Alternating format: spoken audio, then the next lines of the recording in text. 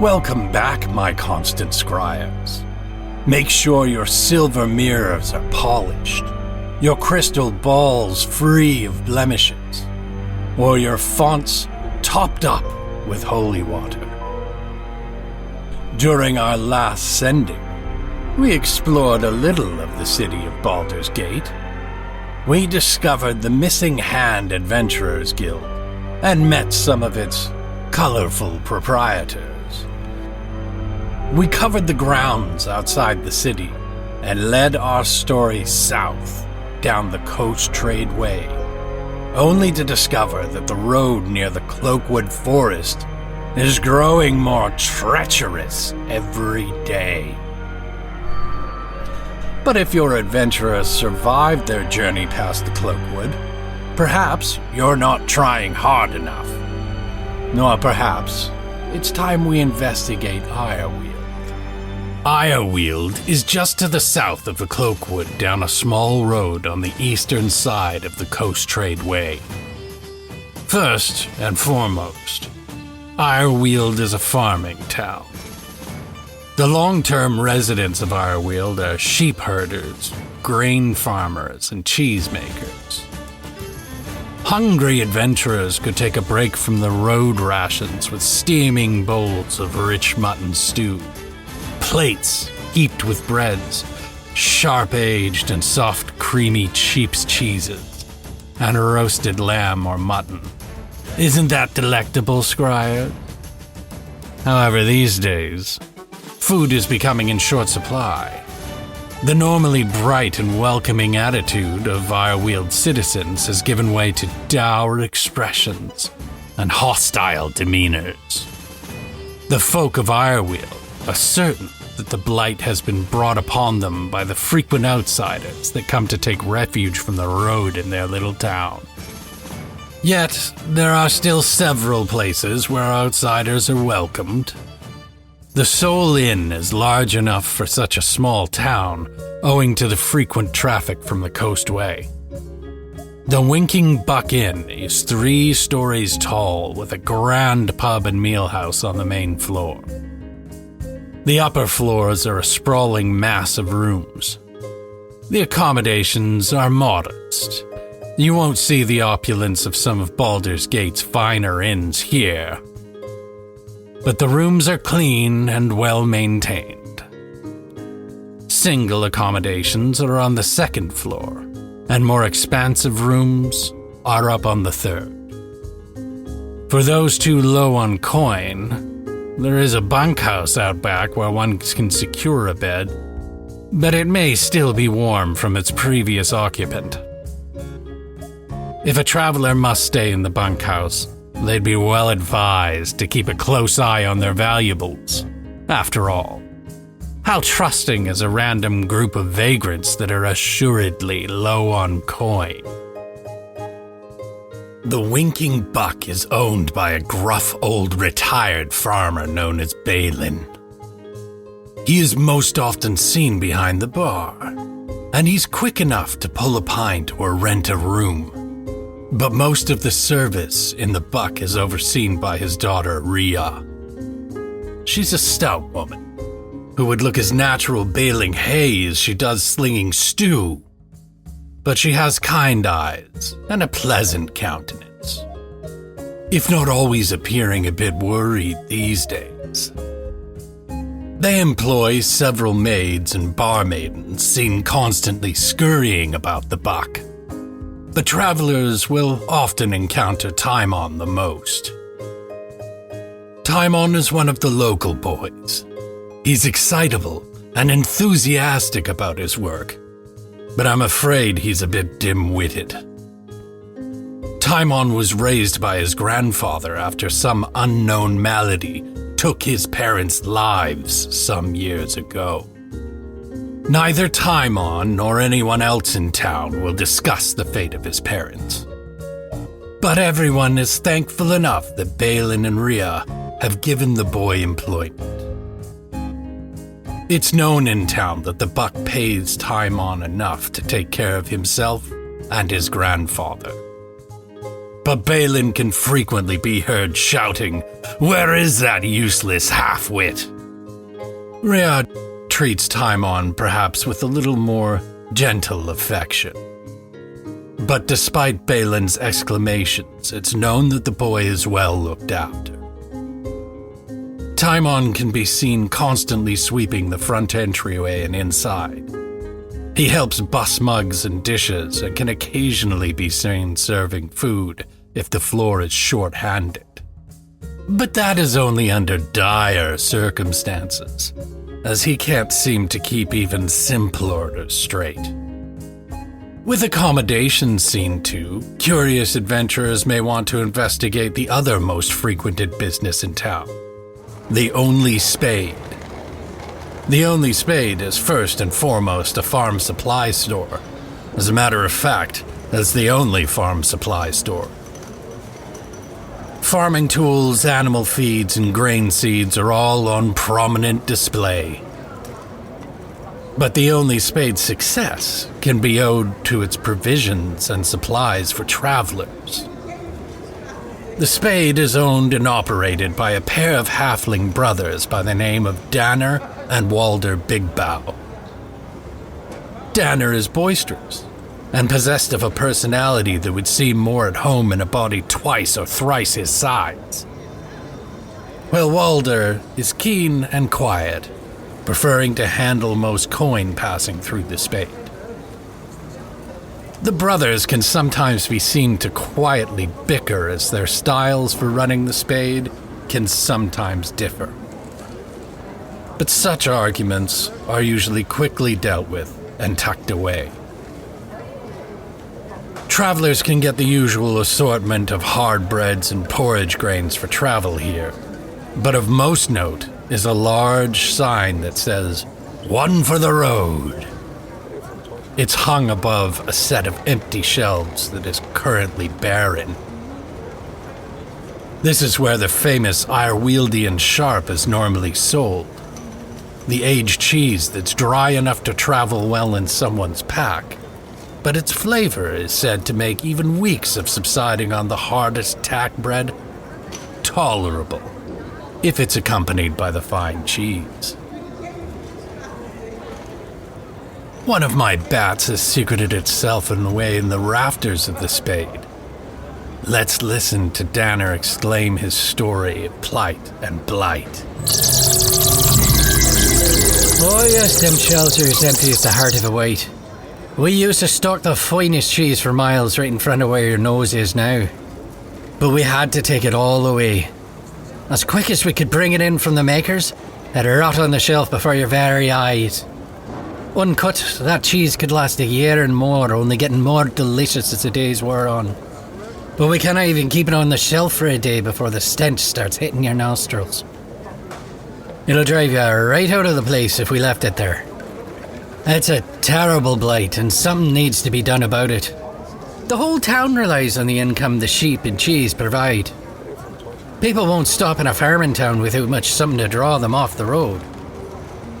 And I tell you what, it's getting so bad, Mayor Rathbun don't even leave his mighty mansion no more. Every night he'd take a stroll down the main way at sunset. He used to chat up the shoppies and ask them, how's your business today, and how's your family, and all of that. Well, you'd even be known to take off a pint or two at the buck on occasion, just to take the time to chat with the farmers about the weather or some such. And now, since the blight, no hide nor hair of him. It's like he fears the townies will take him apart on sight or some such. It's cowardly, I say. He's visited with the folk through good times and bad. And now, when times go from worse to downright awful, he locks himself away. It's only his clerk that answers the door, just to tell you, no appointments available. Like he's telling you to go piss off, but politely.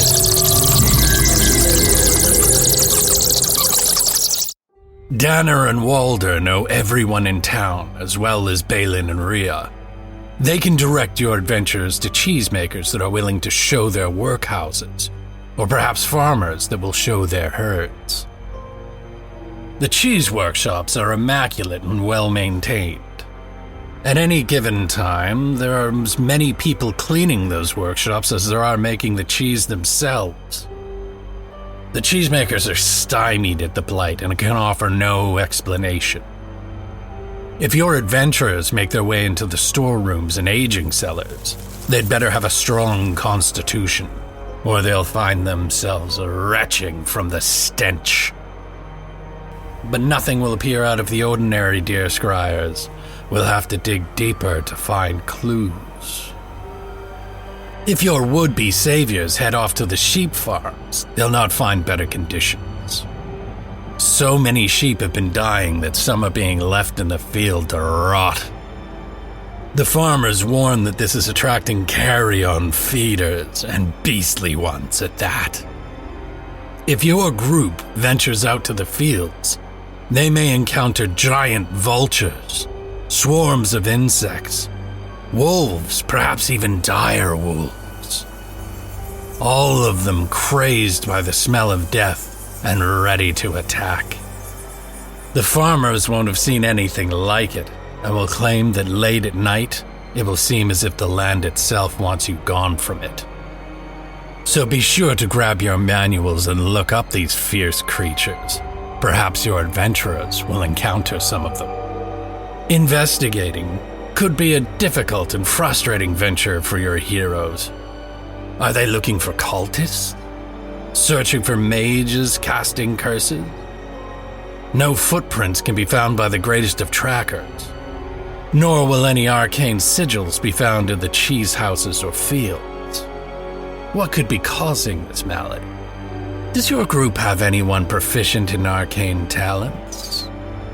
I suspect if detect magic is cast in the fields or workhouses, no magic will be found targeting the sheep or the cheese. Instead, the drinking water of the sheep and the washing water of the cheese will start to emit a sickly green glow. Those talented enough to detect it will sense a dire nature magic has been cast on the water. The nature of the spell is akin to a curse, and would feel out of place, coming from a druid. How can this cursed water be everywhere at once, Scryas? Further investigation will reveal that much of the water supply of the town is supplied by an open cistern, due to the ground being hard to dig to well depth. The top layers of soil are rich and well suited enough to farming sheep. But deep below, hard clays and stone deposits make it difficult to access the groundwater. Should your adventurers make their way to the cistern, long, narrow, muddy footprints can be found. And though the water in the cistern looks clean and doesn't appear to be poisoned, arcane searching will reveal that it has specific and dire curses applied to it. Strong magic has been used to apply the curse, and it seems as though that this curse is being frequently reapplied. So a simple dispel magic will either be too difficult to pull off, or it'll prove ineffective as the source of the curses continues to be reapplied. The most skilled trackers, perhaps with great luck, may be able to trace the long, narrow footprints back into town. But it will be difficult as you enter the town, as it is well traveled, and the many feet and carts of the road will wear away evidence quickly. Your group must be eager to find the source of this blight. So let's see if we can determine the cause, shall we? Questioning townfolk will not only expose their despair of the blight, but also their disdain that the formerly well-liked Mayor Rathbun has not been seen. Your group may encounter the eager druid of the cloaked circle, Kiernan. They may encounter her first in one of her animal forms, an intelligent field mouse or a canny red fox. She uses these forms mostly to avoid detection and move swiftly. However, she is sure to take interest in your group. She will offer aid to any that declare that they are investigating the blight. If your group has trouble finding the cursed sister, Kiernan can reveal it to you. In her fox form, her senses are keen, and her tracking ability is unmatched. She'll be able to track the footprints leading from the cistern outside of the town all the way to the mayor's mansion. The mayor's mansion is the largest building in town, save perhaps the Winking Buck. It's finely constructed, but stops short of being audacious or garish. The mansion serves as both the home and office of Mayor Rathbun. Mayor Rathbun is a tall half-elf. He has silver hair and a thin white mustache. Not that your adventurers will see him from outside the mansion scribes. For that, they will have to get past his seneschal and guard. The doors of the mansion are normally open during daylight hours to allow for townsfolk to inquire about meetings and the like. But now, they remain fully closed and locked. Should your group knock to gain entrance, they'll be greeted by Rathbun's seneschal, Garamond, through a small port on the main door. Garamond is a squat, balding dwarf. What hair he does possess erupts from the side of his head at straight angles. Visitors will be told by Garamond that there are no appointments till next month. If voices are raised or any threat is used, the seneschal will threaten to call the mayor's guard, who is a skilled swordsman of some renown. But I'm sure your curious crew will gain entrance to the mansion somehow, perhaps through coercion, stealth, or threat of violence. Should Seneschal Garamond be threatened, he will summon Battlemaster Markavon. Markavon is a human with silver hair pulled back into a short ponytail. He wields a greatsword and wears ornate half-plate armor. Unfortunately, should it look like a fight will occur, Mayor Rathbun will interject directly. He will grant an audience to your crew to forestall any combat. He is quite persuasive and charismatic, so it's likely your group will accept the audience. The entrance of the interior of the mansion gives way to a grand hall richly decorated in oaken furniture and elaborate tapestry. The far end of the room has a staircase that leads to an interior balcony overlooking the grand hall. Mayor Rathbun will likely invite your group to his office located on the second floor. Should your adventurers interrogate the mayor about the blight infecting the town, he will prove to be quite unhelpful. At times, he will seem ignorant, citing the sheer number of people who are seeking an audience with him.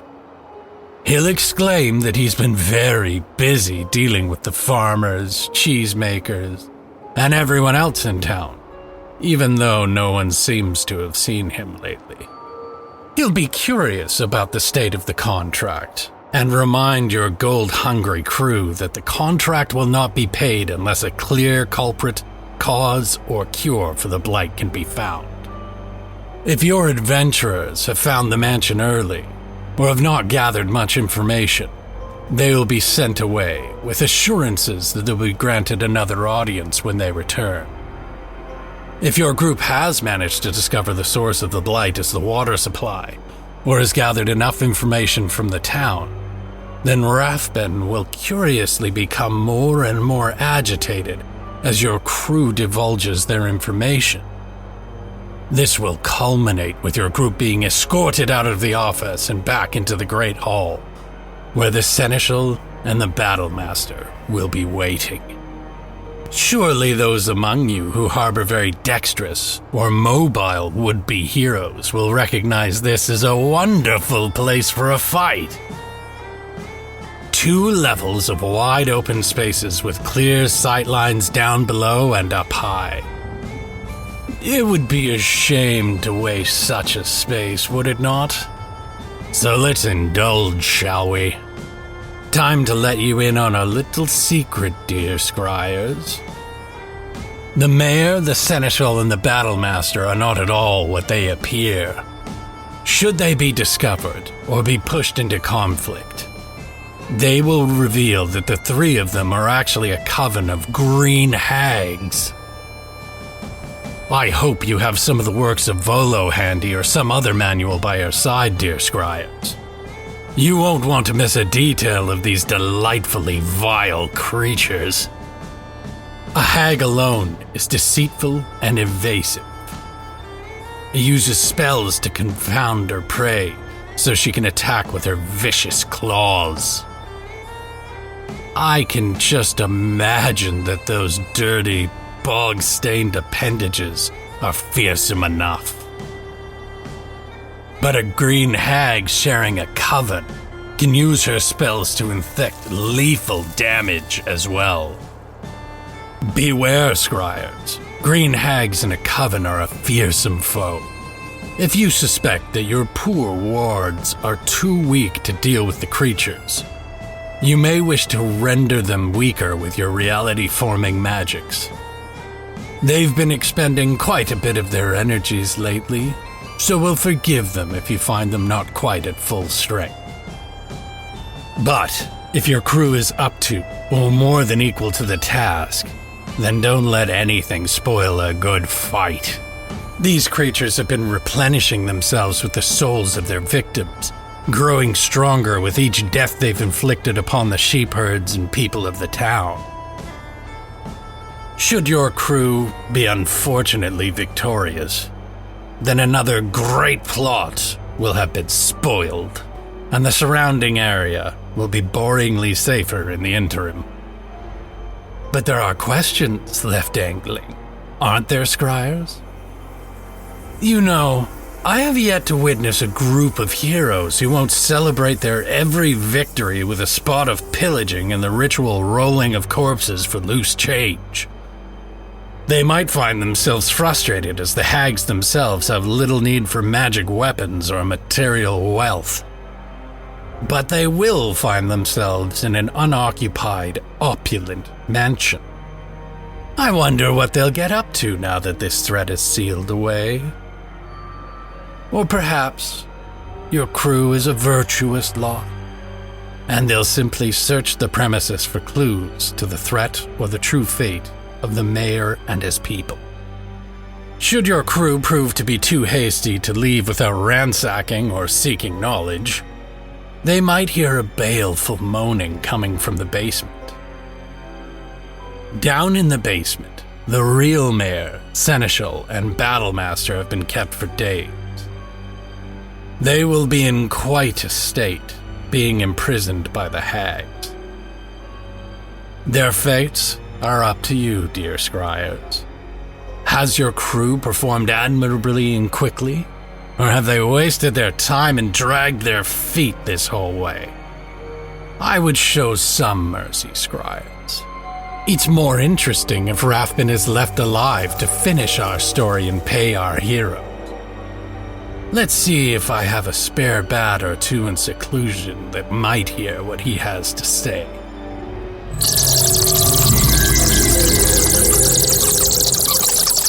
Oh, it's disgusting. Despicable creatures. I'm grateful that you have answered the missive I sent and ended their wretched existence. I thought I would die down here while the town suffered above. I sent my plea for help to the Flaming Fist some time ago, when this atrocity began. I used to take regular strolls through the town to keep up my constitution and stay in contact with the townsfolk. Without those walks, this place can feel like a prison of bureaucracy and paperwork if you're not careful. I should think from now on, it will feel more like a prison than ever, having actually served in that capacity. Several nights ago, I had strayed longer and farther than I normally do on my evening walk. I was worried about the ongoing blight, and I didn't think a round at the buck would satisfy my fears. I found myself wandering towards the cistern, and that's where they found me. They subdued me and dragged the location of my domicile from me. They subdued my guardsmen and my seneschal. We've been trapped down here ever since. They fed us and watered us meagerly to keep us alive, so they could feed off our life force for their nightly rituals. I don't think that they could stop themselves from taunting and admonishing us. They said that they were forced from the Cloakwood by the punishments that have been visited upon the city dwellers. They blame us for the blinding, and say that the imbalance caused by it is all of our fault. Their plan was to make this town uninhabitable and force the city folk away so that their forest could heal. I have no idea if there's even a shred of truth to their claims, but I will be glad if they haven't been successful. We have much rebuilding of our herds and our cheese industry to do here. I'm grateful to you that we may have the chance to do so.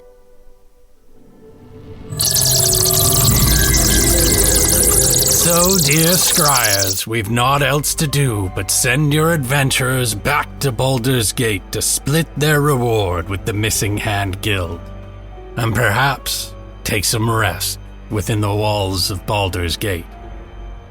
I'm going to miss those diabolical bog-soaked hags. Perhaps there's some reality where their plans went unhampered, and we got to see the fruition of their efforts. But I tend to daydream when I am tired, scryers, and tired I am after all of that. I should see to my basilisk anyway, scryers. He petrified his keeper the other day, and I don't know if anyone has cleaned out his pen. I certainly won't do it, but I should probably find someone to assign the task to. Well, till next we tell tales in the dark. Goodbye, dear scryers.